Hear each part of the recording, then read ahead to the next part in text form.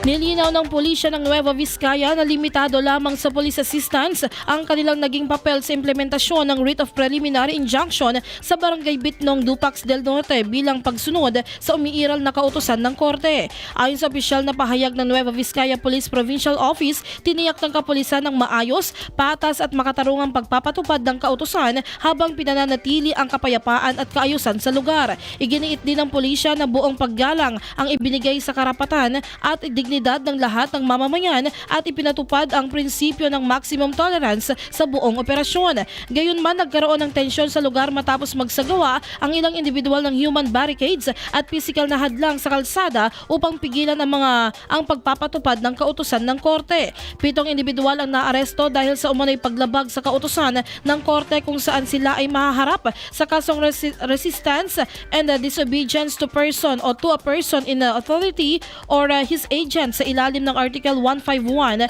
ng Revised Penal Code at obstruction of justice alinsunod sa Presidential Decree No. 1829. Bukod dito, isang empleyado ng Wugel Mining Corporation ang naaresto matapos mahuling gumagamit ng tsenso ng walang kaukulang permit.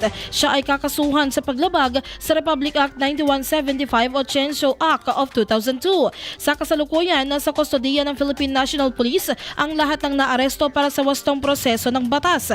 Muling tiniyak ng Nueva Vizcaya Police Provincial Office sa publiko na ang kanilang serbisyo ay laging nakabatay sa umiiral na batas at may buong paggalang sa karapatang pantao. Nananawagan din ang pulisya sa mga Nueva Vizcayanos na unawain ang tungkulin ng PNP at suportahan ang mga legal na mapayapang paraan ng pagpapahayag ng saloobin para sa ikabubuti ng buong lalawigan ng Nueva Vizcaya.